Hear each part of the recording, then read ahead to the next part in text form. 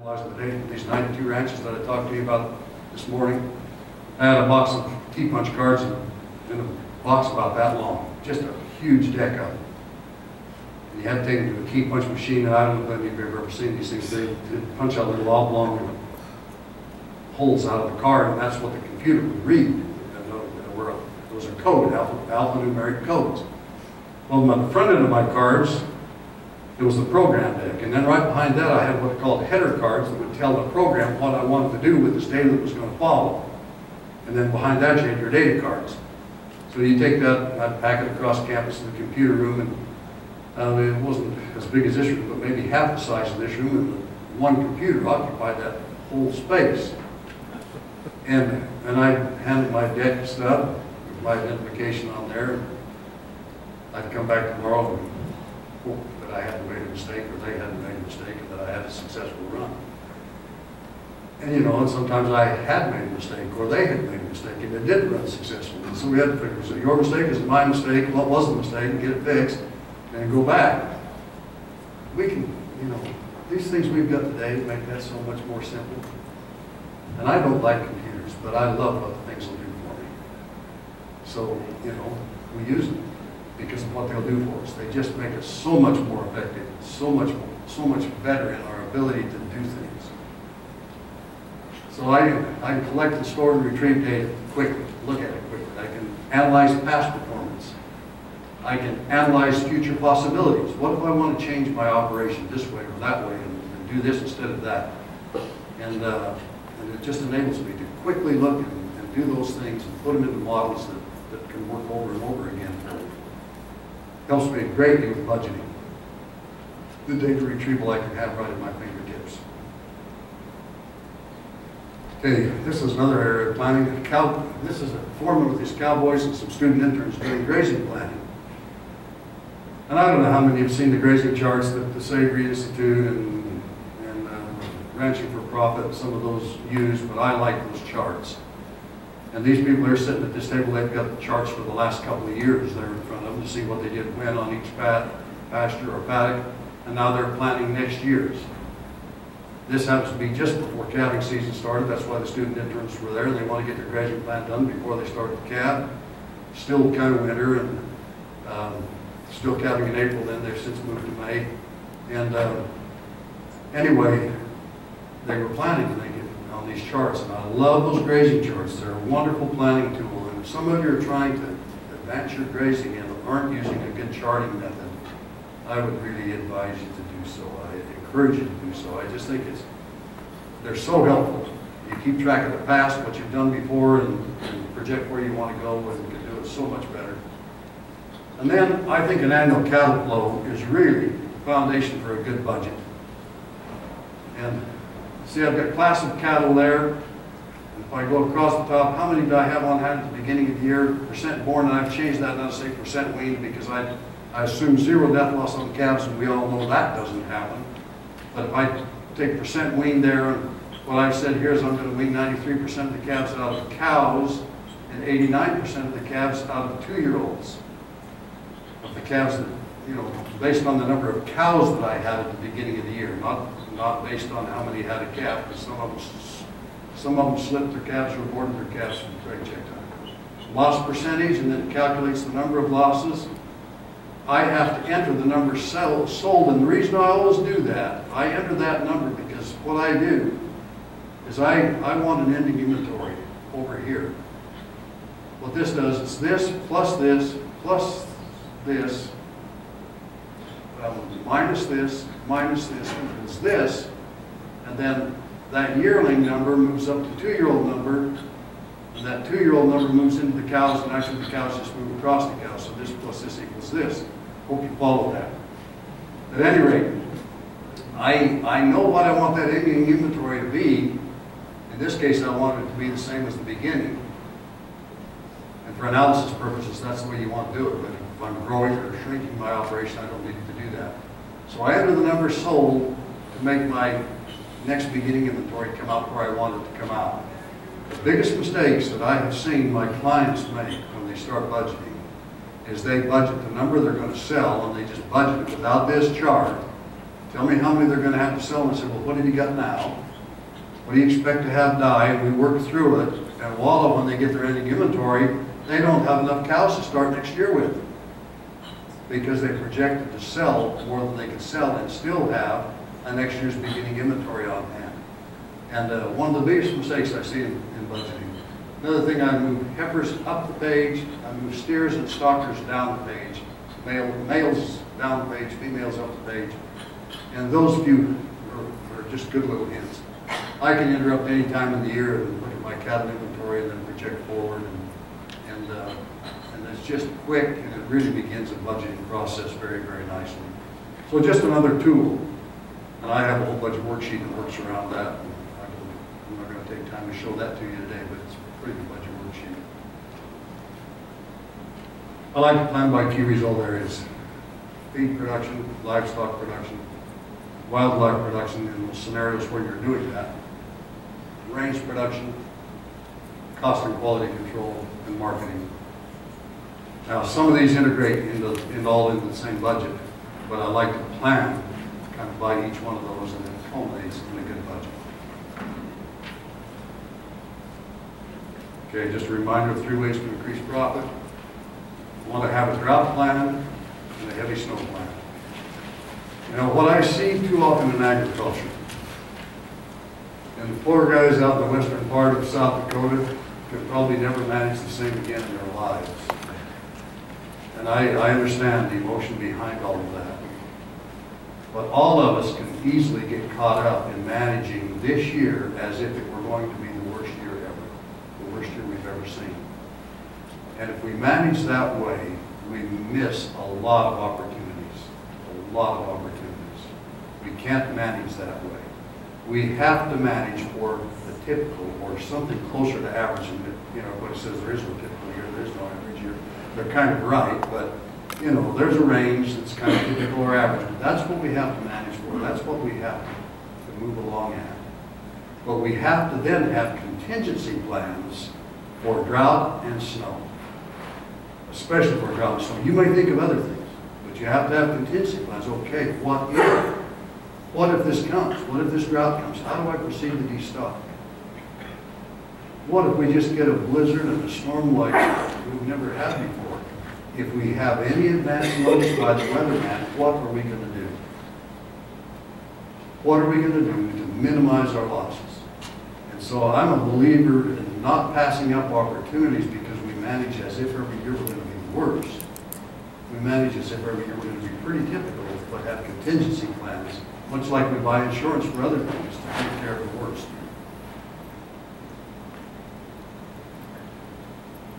Okay, what time are we getting close here? Number 4, war on cost. Why do we have to wage war on cost? I've had more people tell me they're tired of waging war on cost than any other thing. You know, it's a lot more fun to try to be productive, get more grass to grow, get your cattle to perform better than it is to always fight cost. Well, there's some reasons we have to fight cost. The first reason is because of the consumer. We want the consumer to keep buying our product. And there is a threshold for all of them at which time they will quit buying. There are some people who buy steaks if they're $50 a pound. And but there are a lot of people that buy steaks today that won't buy steaks when they get to $50 a pound too. Some recent consumer market research has shown that families that just a year ago claimed to be eating beef 3 times a week say that they are now eating beef twice a week. When asked why, because the price has gone up. We can't afford to eat it each anymore. So that's one of the reasons. Our price has to be competitively priced at the marketplace. You know, people don't have to even eat meat. They'll die young, but they don't have to eat meat. And have bad attitudes. And if they do eat meat, it doesn't have to eat beef. Now, I can't imagine having to live on chicken, but some people try. And anyway, but you understand what I'm trying to point out. And the next thing is we're competing with our neighbor. We love our neighbors, we're glad they're there, we're glad they're our neighbors in most cases, and we hope they can survive and stay there and that we can survive too. But if my neighbor can produce a pound of calf 10 cents a pound cheaper than I can, he gets to stay in business longer than I do. Tough times come. It's just the realities of the way it is. So because of the consumer at one end, the people we're in competition with at the other end, we have to be able to produce very cost effectively. We're just one of those businesses that demand that. We're in a business that the economists define as nearly purely competitive. And that basically by definition says that the average rancher is breaking even in the average year. Bad years, that average rancher is losing money. In good years, he's making it. But the poor ranchers are going broke, and half of them don't know they're going broke yet. And the good ranchers, some of them are struggling to get by pretty good, and some of them are making good money. And you know, if we haven't made good money in our business in the last 10 years, we better be asking ourselves why. Because I don't believe what we're seeing right now can last very long. It will last a while. Maybe not at these very, very high levels, but they'll be good. But we've had good years for just a long time, longer than ever in the history of the cattle business, that have offered profitability. And like I say, if your ranch is not profitable, better be scratching your head and asking why and say, what can I do to change this? Because these prices probably aren't going to hang on forever. So we've got to wage war on cost. And in my mind, the best place for us to do it when most of our livestock operations after overheads. Well, you know, if you don't need all that equipment, for heaven's sakes, be getting rid of some of it. Figure out ways to not need all of that equipment. Tractors, implements, pickups, you name it, saddle horses. Nobody likes a good horse any better than I do, but I drive onto some ranches and I wonder if they're a horse ranch. And they're not. Grazing management can increase grazing days and reduce feeding days. And this is such a powerful thing. What ends up happening is that when you get grazing management going good, you learn to stockpile. You also learn that ground that I used to hay, I can now let it grow up and be pasture. And so it's available. People say, well, gosh, how do I get started? I use all my pasture in the summertime. I said, turn your hay ground into pasture. And that's a hard stretch for a lot of people to do. And then assume that they're going to need the same amount of hay they've always needed to get through winter, in spite of the fact that they've got more pasture. But you know, you can change it. You can graze a lot more days in the year. As the soil becomes better, as the feed becomes taller and better, green starts earlier in the spring, lasts later in the fall, and a lot of good things begin to happen. And I've managed places that we've grazed 365 days a year. Not every year. We always say there can be a bad snow day. There can be bad hair days, there can be bad snow days, and there are both. And so there can be bad snow days, and we want to be prepared for those. But we assume that is not the norm. We will. If we're on a place that can graze 365 days a year, a good number of years out of every 10, we're going to graze 365 days a year. We might supplement a little, because cows eating that can't eat that without some protein. They just won't do it. Reducing the ratio of fed feed to grazed feed has tremendous economic significance. It just makes huge differences in the bottom line. You might eliminate or reduce the requirement for hay. If you have good grazing management, would you still need all that haying equipment if you're not putting up hay, or if you're only putting up a little? If you're only putting up a little, maybe the neighbor can come and do it for you. What about the manpower to run that equipment? Could you buy what hay you might need and thereby increase your carrying capacity, which would reduce your acres per cow and increase turnover? Let me talk about that last statement just a little bit. If I now pasture everything and I don't put up any hay at all, and I need some hay, I have two choices. I can have a neighbor come in and put up some of my hay, or I can pasture that hay and I can just buy in the hay. When I buy in the hay, I've increased carrying capacity. Does that make sense? Because I still have everything I had before, but now I'm buying some carrying capacity, purchased hay. And also that brings a little fertility with it. Most people forget about that. When we sell hay off of our ranch, we've sold not only hay and feed, we've sold fertility. Taking hay off a piece of ground, they lose carbohydrate from that ground as fast as anything I know of, but you don't do something to get it back there. And so that becomes a really important thing to consider. This isn't grazing. Why do we do it? It's expensive. This particular piece of ground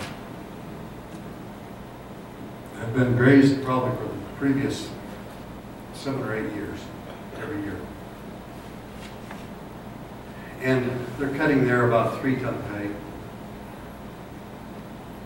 in an area where continuous hay meadows that are hayed every summer, hayed a little later than this, just not a lot, maybe a week or 2, but hayed a little later than this would yield maybe 1 ton to 1.5 tons typically.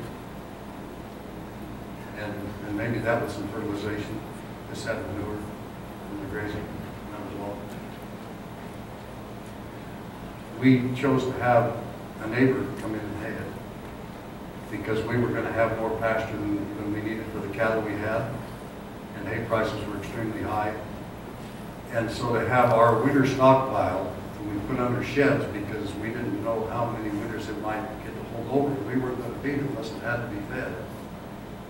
And so the neighbors came in and put this up for us, and we were able to, this followed a bad winter, by the way, where we had to feed our stockpile of hay.